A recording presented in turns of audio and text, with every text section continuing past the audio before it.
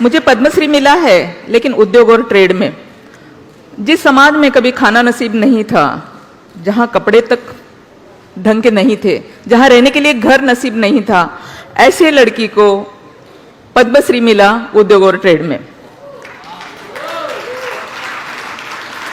और एक खुशी की बात बता दूं कि नारी शक्ति 8 मार्च को नारी शक्ति मिल रहा है मुझे प्रेसिडेंट हाउस में, प्रेसिडेंट के हाथों से।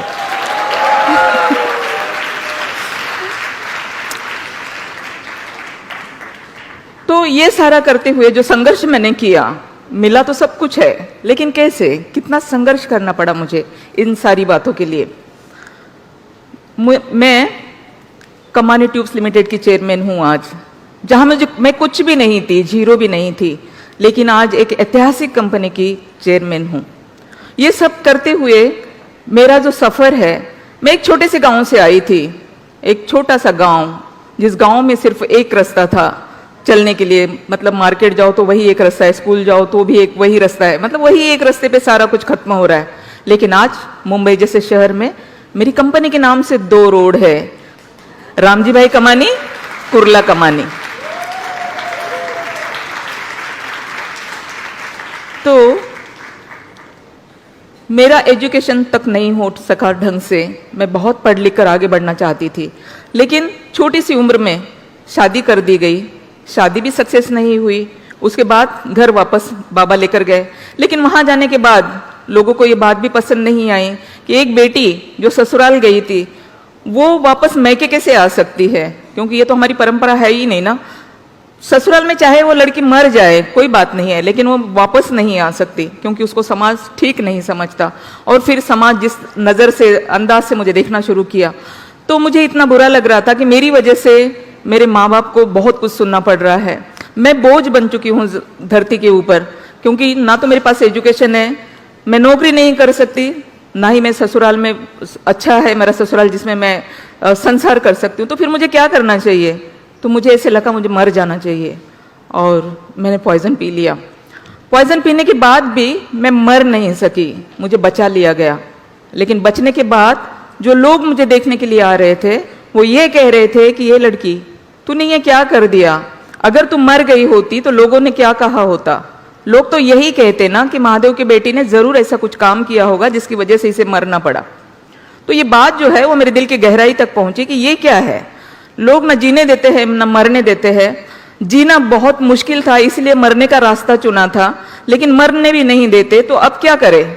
तब फिर मैंने सोच लिया कि मैं कुछ करके दिखाऊंगी, इसी दुनिया को कुछ करके दिखाऊंगी। लेकिन क्या करूं, कहाँ जाऊं?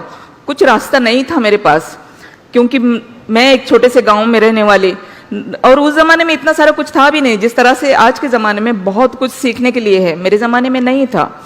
वहाँ तो ऐसा था ना कि घर से बाहर लड़की अगर जाती भी है तो कहाँ जा रही, क्यों जा रही, किससे बात कर रही है, इस तरह से था।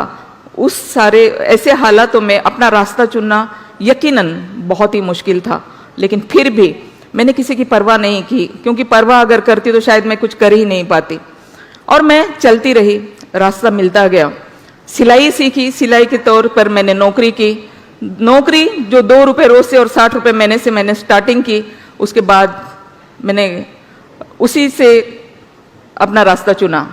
लेकिन कुछ ही दिनों में मेरे बाबा की नौकरी जाती रही, मेरी बहन दवा के खातिर मर गई, और फिर तब मुझे पता चला कि पैसा कितना इम्पोर्टेंट है, क्योंकि अगर पैसा नहीं होगा तो हमारे अपने भी हमें छोड़कर जा सकते हैं और हम उनका ट्रीटमेंट तक के नहीं कर पाते।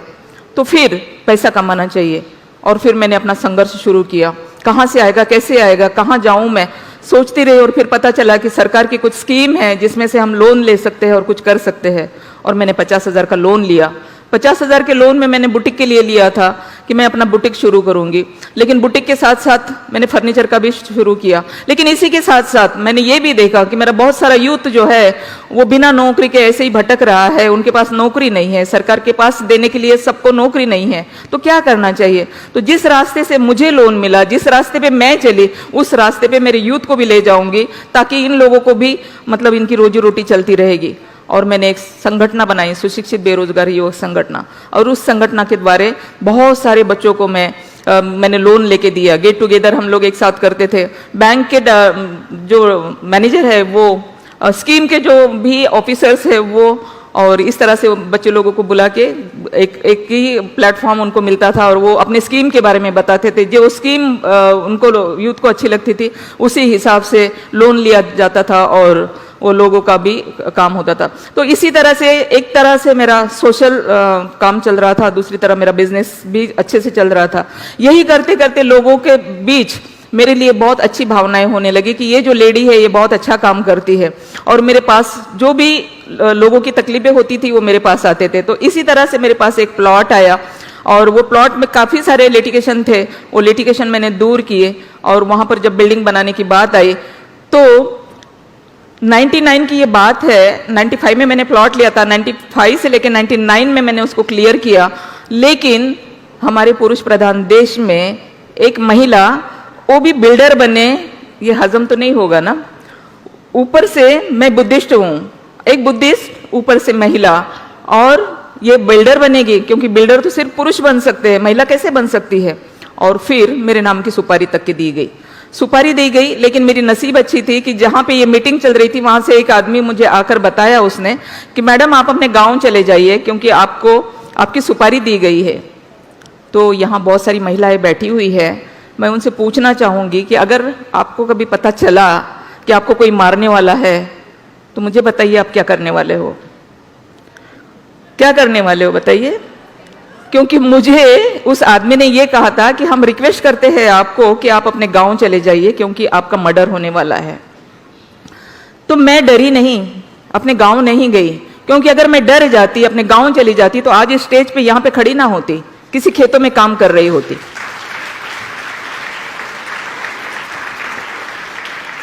तो मैं उस वक्त के पुलिस ऑफिसर जो थे, मैं कल्याण में रहती थी, थाना में जो पुलिस कमिश्नर थे वहाँ भुजंगराव मोहिते जिनका नाम था, 99 की बात है, और मैं उनके पास गई और उनको मैंने बताया कि इस तरह की मुझे मारने की सुपारी दी गई है साहब। उन्होंने कहा ये कैसे मुमकिन है। मैंने कहा भाई साहब आप पुलिस है, आप ढूंढ लीजिए क्या हो गया, लेकिन ये बात सच है, मुझे पता चली इसीलिए आपको बताई। पुलिस ने देखा, कार्रवाई की, लोग पकड़े गए। लेकिन उन्होंने मुझे एक सलाह दी कि आप एक काम कीजिए, अभी आप बिजनेस में आ ही गए हो और आपको अभी पता चला है, लेकिन नेक्स्ट टाइम हो सकता है कि पता ना चले, तो आप क्यों नहीं अपने लिए सिक्योरिटी ले लेती हो। तो मैंने कहा साहब सिक्योरिटी लेकर कहाँ लेकर घूमूंगी मैं, मुझे सिक्योरिटी नहीं चाहिए, देना हो अगर तो मुझे रिवॉल्वर लाइसेंस दे दीजिएगा।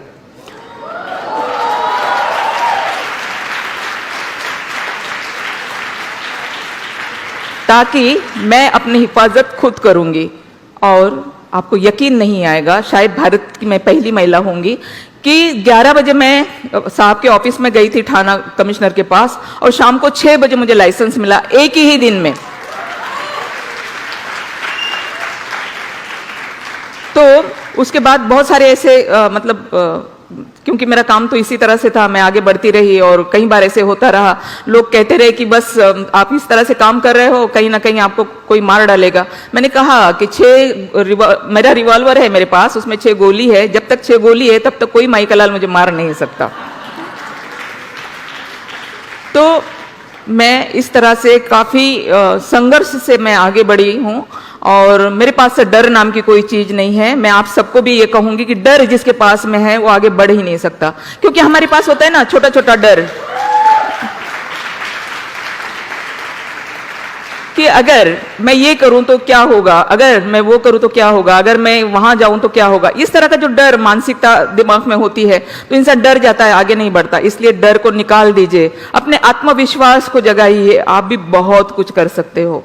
और मैं इसी तरह से कमानी ट्यूब्स लिमिटेड जैसी बहुत बड़ी कंपनी, जो ऐतिहासिक कंपनी है, जिसको नेहरू गांधी का वारसा लगा हुआ है, ऐसी कंपनी, और ऐसे कंपनी के कामगार मेरे पास आए और उन्होंने कहा कि ये कंपनी आप मैडम टेक ओवर कर लीजिए। अब आप देख लीजिए कि मैं एक देहात से आई हुई लड़की, जिसके पास ढंग का एजुकेशन तक नहीं है, जिसने कोई MBA नहीं किया है, जिसके पास कुछ भी नहीं है तो सिर्फ हिम्मत, काम करने की बहुत सारी हिम्मत, ना तो कोई डर, ना तो कोई, और पूरी ईमानदारी और सच्चाई के साथ में अपना काम करना है, काम को अपना 100% देना है, तो यकीनन रास्ता अपने को मिलना ही है, मंजिल अपने को मिलना ही है। और मैंने उस कंपनी को टेक ओवर करने की कोशिश की, मैं वहां गई। मैंने वहां जाने के बाद में 116 करोड़ का कर्जा था, 140 लिटिगेशन के केसेस थे और 2 बड़ी यूनियन थी उस कंपनी के अंदर। कंपनी सिक हो चुकी थी। 87 में सुप्रीम कोर्ट में पहली बार वर्कर्स को चलाने के लिए कंपनी दी थी। 87 में देने के बाद में 97 तक वर्कर्स ने किसी तरह से मतलब कंपनी को चलाया। लेकिन उस वक्त बैंकों ने आगे बढ़ बढ़ के बहुत सारे पैसे हमारे वर्कर्स को दिए कि भाई चलो वर्कर्स से कंपनी चलाएंगे, देश में नई क्रांति आई है। क्योंकि ये पहली ऐसी कंपनी है जिस देश में सिका एक्ट तैयार हुआ इस कंपनी की वजह से। पहली ऐसी कंपनी जिसकी वजह से मालिक को बाजू में करके वर्कर्स को मालिक बनाया गया। लेकिन वर्कर है, नहीं वो चला सके कंपनी को। तो 97 में जब कंपनी फिर से लिक्विडेशन में, 3 कंपनियां थी कुरला में, कमानी इंजीनियरिंग, कमानी मेटल्स और कमानी ट्यूब्स, 2 कंपनियां ऑलरेडी लिक्विडेशन में जा चुकी थी और कमानी ट्यूब्स को मैंने बचा लिया। अब ये कमानी ट्यूब्स को बचाने के पीछे 116 करोड़ रुपए का कर्जा है। ये कैसे हुआ? मैं 2000 में वहां गई थी। 2000 से लेकर 2006 तक मैंने काफी स्टडी की उसके अंदर कि क्यों 116 करोड़ का कर्जा है। तो पता ये चला कि मतलब अगर किसी बैंक ने 5 करोड़ दिया है तो उसका 25 करोड़ हो गया, किसी बैंक ने 4 दिया, मतलब इस तरह से इंटरेस्ट और पेनल्टी की वजह से इतना सारा लायबिलिटी उसके ऊपर बढ़ गई। तो ये लायबिलिटी कैसे कम हो सकती है? अगर मैं किसी बैंक के चेयरमैन के पास जाऊं तो शायद ना हो सके। तो मैं उस वक्त के जो फाइनेंस मिनिस्टर बैंकिंग थे उसके पास गई और उनको मैंने रिक्वेस्ट की कि देखिए साहब, ये सुप्रीम कोर्ट का बेबी है और ये भी लिक्विडेशन में जा रही है, 2 कंपनियां ऑलरेडी जा चुकी है और मैं इसे बचाना चाहती हूँ क्योंकि इसके वर्कर जो है ये मेरे पास आए थे और आज वो भूखे मर रहे हैं, तो मैं उनके खातिर ये काम करना चाहती हूँ। तो वैसे भी लिक्विडेशन में अगर चली जाती है तो किसी को कुछ भी नहीं मिलना है, लेकिन अगर आप इंटरेस्ट और पेनल्टी अगर माफ कर देते हैं तो कम से कम प्रिंसिपल तो सबको मिल जाएगा। तो उन्होंने बैंकों से बात की, करीबन 4-5 बैंकों के सारी लायबिलिटी थी और बैंकों के चेयरमैन से फोन आया। आईडीबीआई हमारी ऑपरेटिंग एजेंसी थी, उन्होंने मुझे कॉल किया। ओटीएस हो गया बैंकों के साथ में। और मैं आपको बताऊं कि कहाँ पेनल्टी और इंटरेस्ट तो सारा माफ कर ही दिया, लेकिन जो प्रिंसिपल था उसमें से भी 25% मुझे माफ कर दिया गया। और इस तरह से 25% वहां पे माफ हो गया, मेरे लिए काम करना आसान हो गया। फिर वर्कर्स थे, वर्कर्स का ड्यूज था, बैंक के ड्यूज थे, ये सारा करके 2006 में 21 मार्च 2006 में कोर्ट ने मुझे कंपनी दी चलाने के लिए कि ये कंपनी है, लेकिन एक शर्त ये है कि 2011 में आपको सिका से बाहर निकलना है। तो आपको बताते हुए मुझे खुशी होती है कि मैं 2006 से 2009 तक मैंने फैक्ट्री स्टार्ट की। कुरला से मुझे वाड़ा फैक्ट्री शिफ्ट करनी पड़ी, काफ़ी सारी दिक्कतें हुई, लेकिन सारे दिक्कतों का सामना मैंने किया और 2009 में फैक्ट्री स्टार्ट की। और 2011 में जहां बैलेंस शीट पे 116 करोड़ का कर्जा था, वहां 4.5 करोड़ एक्स्ट्रा आ गए।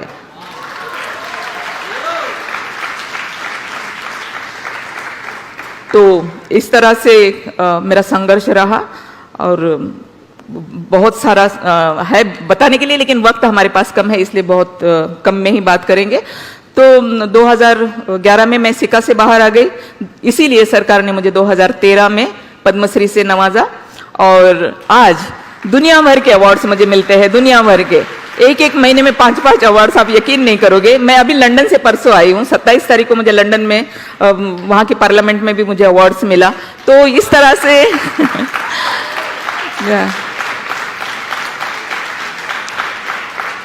तो इस तरह से एक जीरो से हीरो बनने की कहानी है मेरी। और अगर आप सब भी मेहनत करें, हिम्मत से अपना काम करें, सच्ची लगन और यकीन से काम करें, तो यकीनन आप सब भी कल्पना सरोज की तरह बन सकते हो। Thank you.